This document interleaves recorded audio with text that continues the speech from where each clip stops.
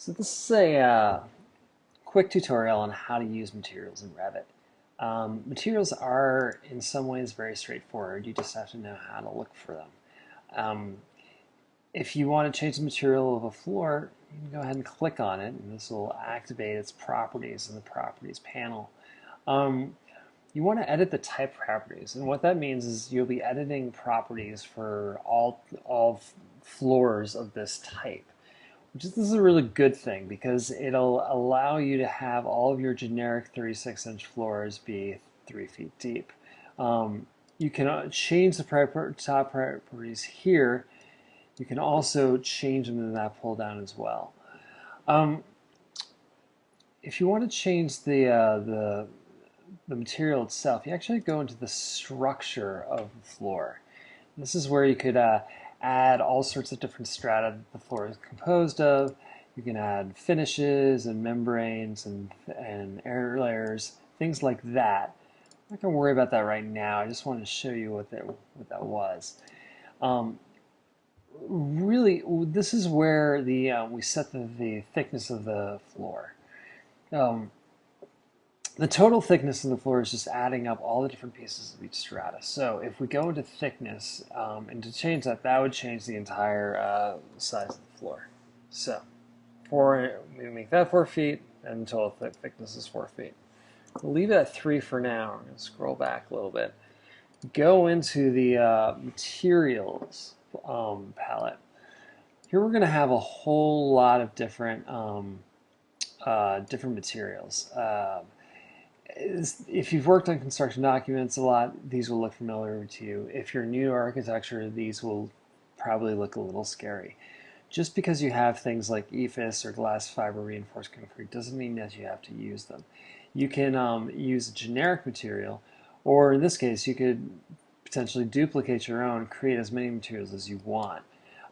I use generic materials a lot. I'll leave everything sort of white in my Revit model and then add materiality once I understand what that is. But it just keeps you from making decisions about materiality too quickly and then having lots of things to change later. So the generic material is probably going to be fine for us.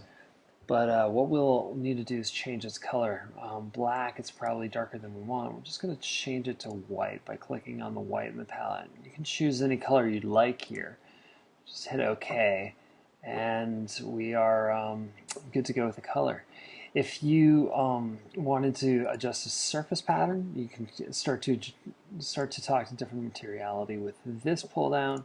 You can do that, and you can also adjust what color line weight the line work on your surface pattern will be there. Typically, you won't deal with cut patterns too much. I like to do those in the views. We'll be talking about that later in a different tutorial.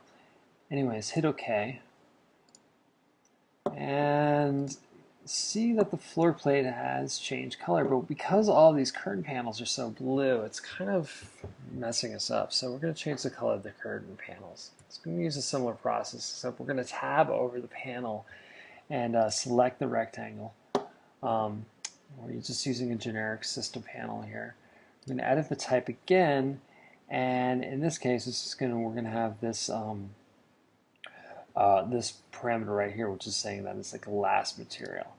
In this case, I think glass is probably fine. We want this, we want to know the material is glass. It's just a really, really blue glass, which in this case is probably not what we want. If we make that kind of a lighter gray,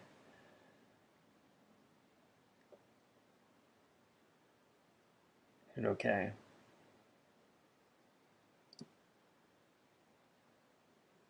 You see that all of a sudden we're getting a much more, just a less garish combination of different colors. I think is working fairly well. In another video, I will be talking about mullions and line work and other things like that. So check out the other videos. Thanks.